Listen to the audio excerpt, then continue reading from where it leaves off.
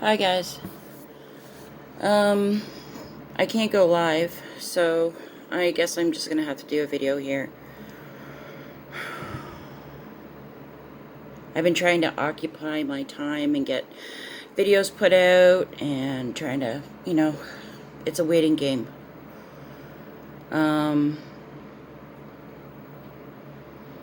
Mimi's not doing very good.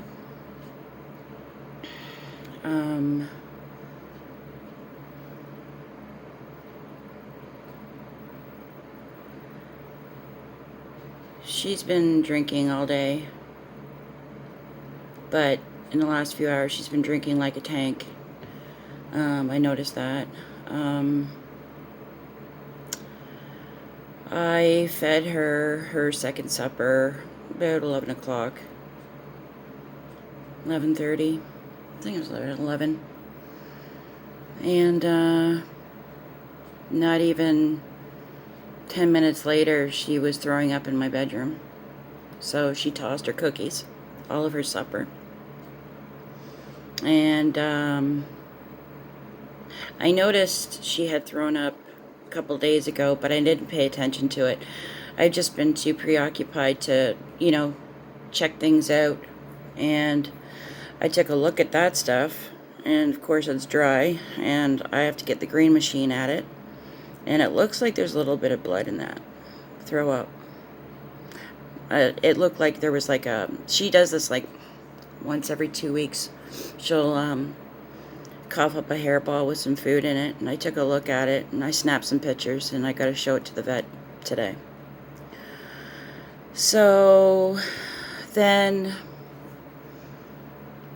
she went to the washroom, and instinct hit me. And after she got out of the box, I took a look, and there was some blood going on there. I'm like, oh God, this is not good.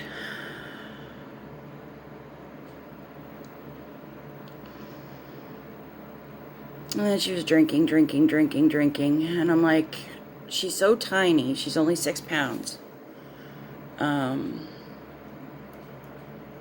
She can't lose weight. And I've always been focused on her eating. So hand feeding her 3 times a day, making sure she gets enough water in her body. So I cleaned up the puke. And then I noticed that she was going to squat on her crinkle paper toy thing in the living room. I'm like, oh, no. So I brought her to the hallway where the litter box is. I didn't put her in it. She went in there and went pee again. And she got out. And then she squatted again. Just little dribbles. And then when I went to go clean it up, blood in the urine. Okay. Drinking, puking, peeing constantly. Okay. She's got a kidney or bladder infection. But also on the flip side, it could mean that her kidneys are saying, this is the end.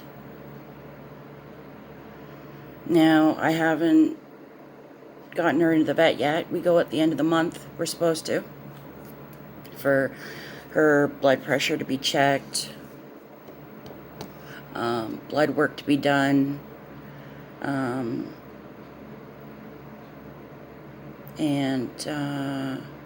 urinalysis to be done, and a geriatric screening. I don't know what that entails.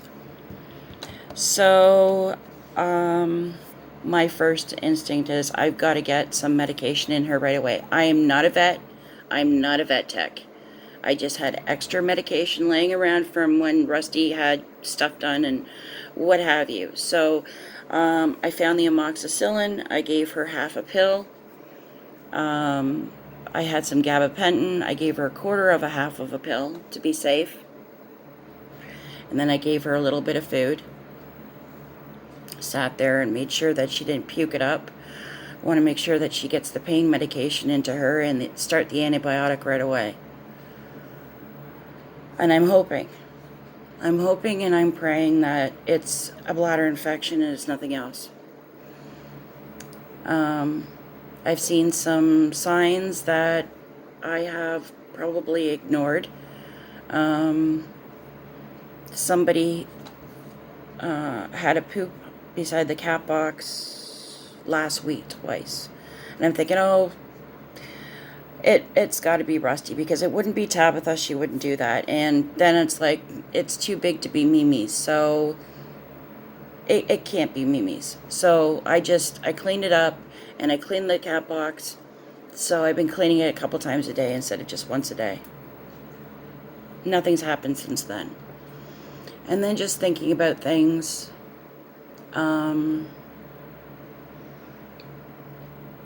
Mimi goes to sleep in different places for a certain amount of time, and then she switches and sleeps somewhere else. Sometimes it's in the cupboard underneath, in my nightstand. Sometimes it's under the antique dresser. Sometimes it's in the closet on the floor behind her stroller. Sometimes in the wagon out in the living room, or on the couch behind me. It's whatever she does. It's even sometimes in the cat tree in the hut there. So, you know, she travels around, and lately she's just been underneath the bed during the day. Cats sleep during the day, so didn't really think of anything of it, but usually in the mornings when I wake up at 6 to feed them, she'll follow me out. I'll close the bedroom door so she doesn't go underneath the bed, because it's a pain in the ass to wheel the bed out and grab her and bring her out for breakfast. So she comes out, the bedroom door gets closed, and she lounges around with everybody else until it's time for her to eat. And then I reopen the bedroom door, and she goes and does whatever she wants. And then that also happens at first supper time and last supper time. And there's been a few times where I've forgotten to close the door, and she's gone back in the bedroom, and she's gone underneath the bed, and I've had to go and get her. But I've waited to see how long it takes for her to come out. And it's been, oh God, she usually gets fed at like 6:30, and she's come out at like almost 7:30. And it's like, no, this is way too long. I usually do feed her, or it's not 6 o'clock. The latest it's been is 6 o'clock. I usually feed her around 5:30.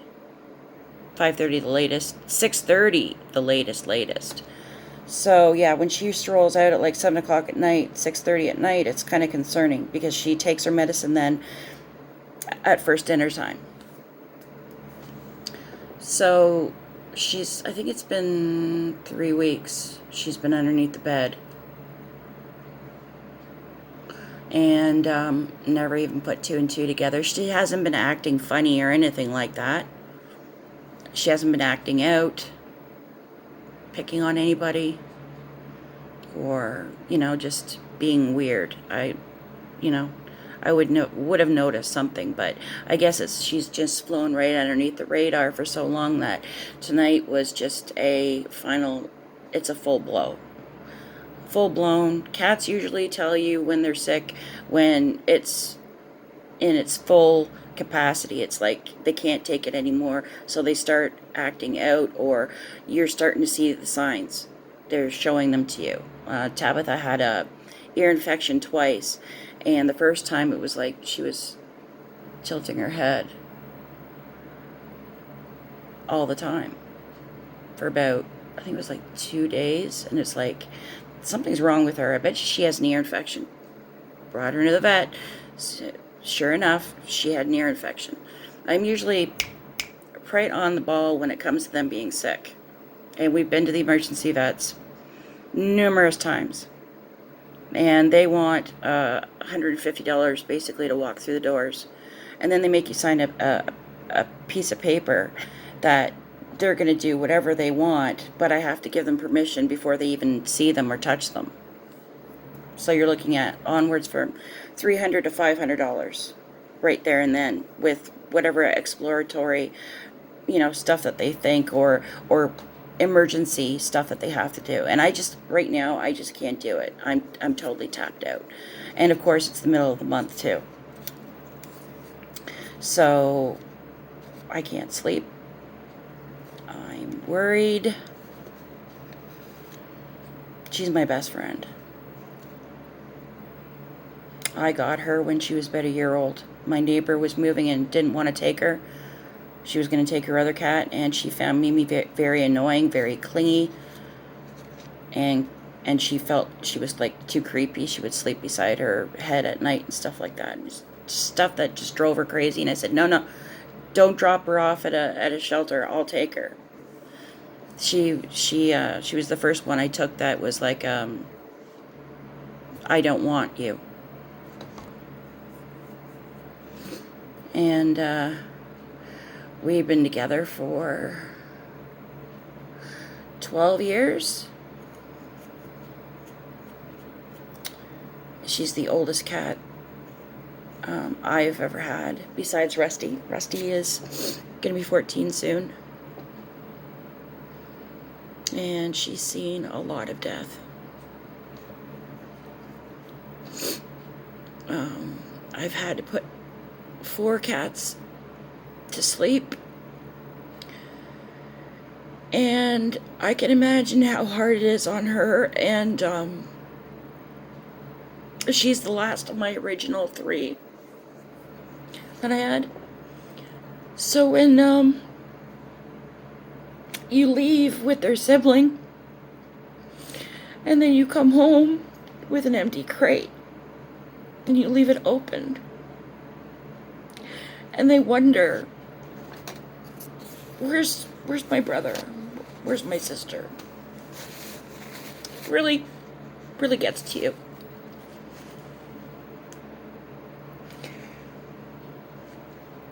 And it was really hard for her when Spike died.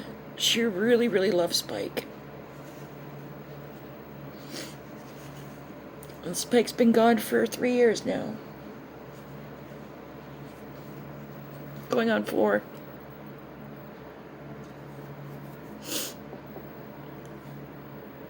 So I gotta call the vets in the morning.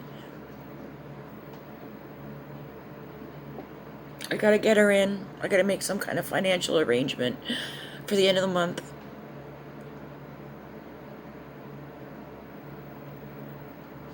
I guess we're gonna get our kidney results today.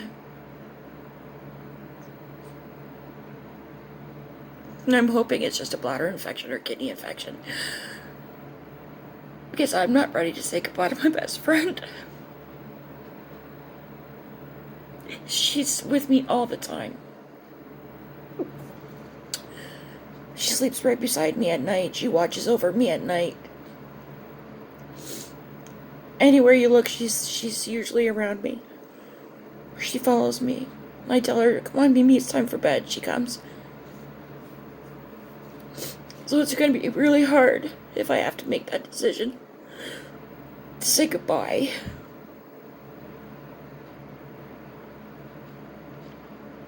And I don't want to.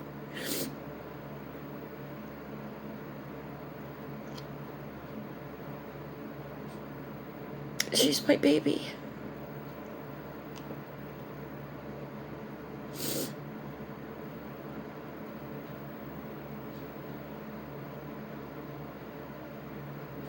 I'm sorry, guys.